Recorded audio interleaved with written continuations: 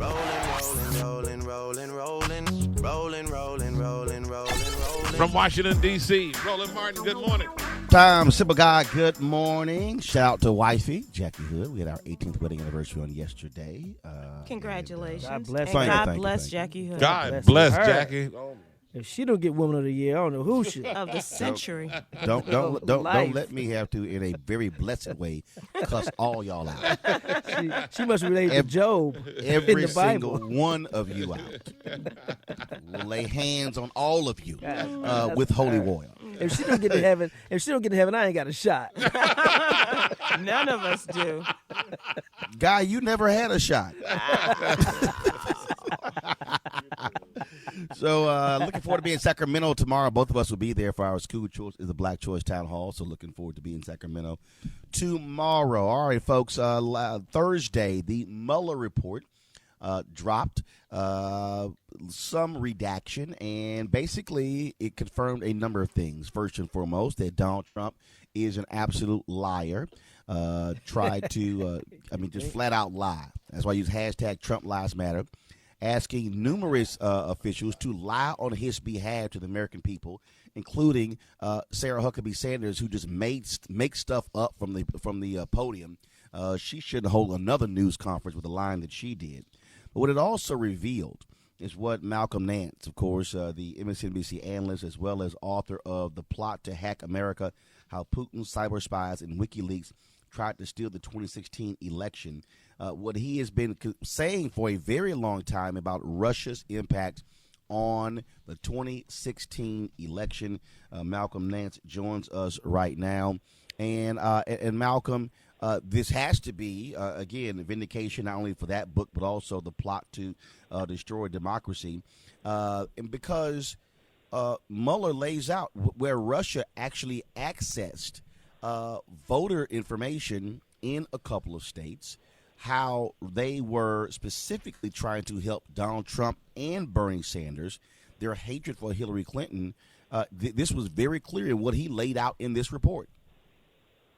Well, good morning, and you're absolutely right. Even though William Barr tried about 3 weeks ago, almost 4 weeks ago, to make it appear that Donald Trump had absolutely no contacts with Russia and that he did nothing to hinder or cover up the investigation, the exact opposite was found out. I mean, even his press conference on last Thursday morning is laughable when you now realize that although the Mueller report showed that there was no criminal conspiracy, it's really, the first section of it is 448 pages of two major components. One, how Russia attacked the United States, what their intent was to attack the United States, which was to put Donald Trump in the office of the presidency. And the other component of that was how the Trump campaign accepted all the benefits. And that's a phrase they use in there, expected and accepted the benefits of the Russian effort.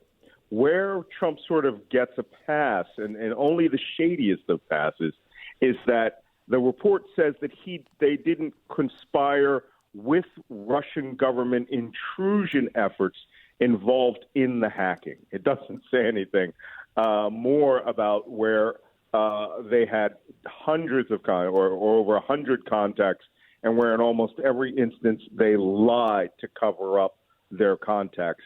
And of course, working with WikiLeaks, which is still an ongoing legal matter with Roger Stone. So, it's sort of a vindication, since I wrote a book 6 weeks before the election predicting all of this would happen.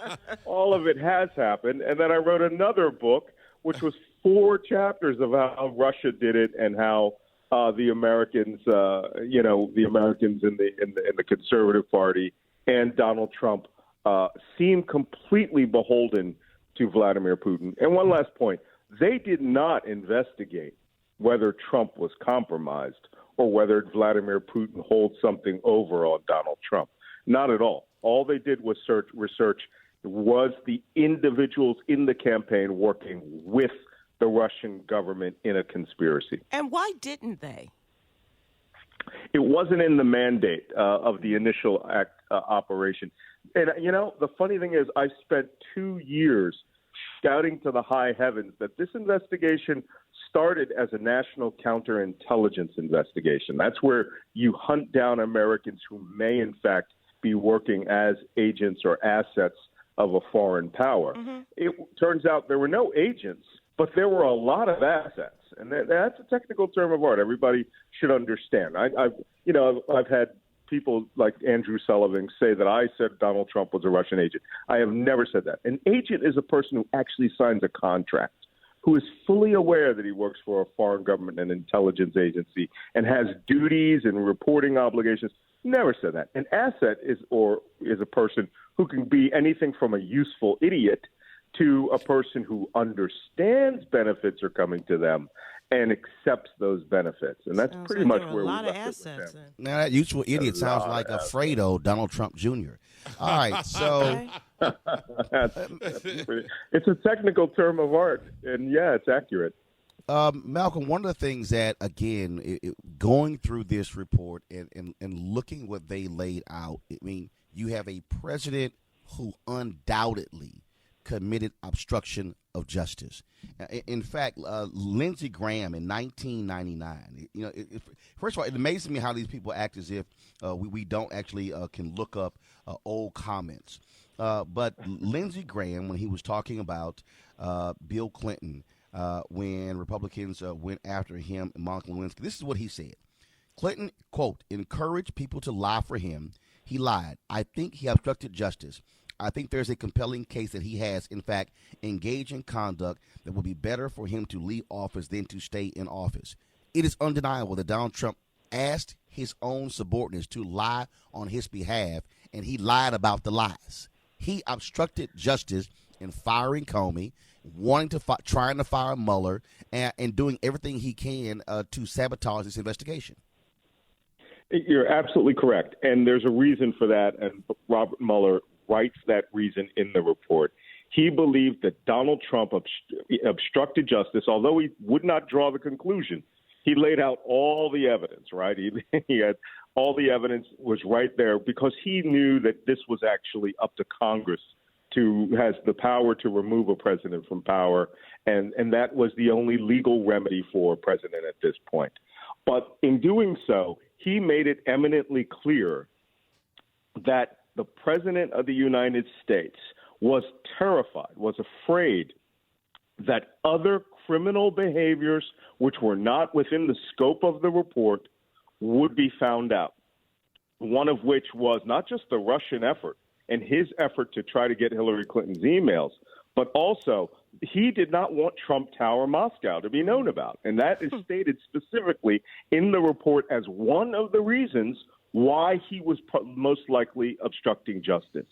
And by doing so, he, of course, violated his oath of office. And if there's any reason that any person should have anything to say about what should happen to Donald Trump, it's because he violated his oath of office. Okay, are you going to predict an impeachment too? I would like to, but that requires some guts, and but if it was John Madison or Alexander Hamilton, Trump would have been impeached in the first week. I'll say it right now. You're not going to see impeachment because Democrats do not have the guts to actually do it. They will say, oh, we got an election next year. We don't want to cause any issues. But this is going to give him a pass. And this is a bad precedent for the next presidents that happen because essentially you're saying you can do wrong. We won't penalize you. Okay.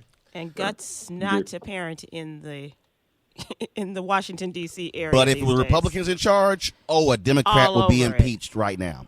Malcolm Nance, we appreciate it, man. Thanks so much for your analysis. Great job. My pleasure. All right. Bye-bye.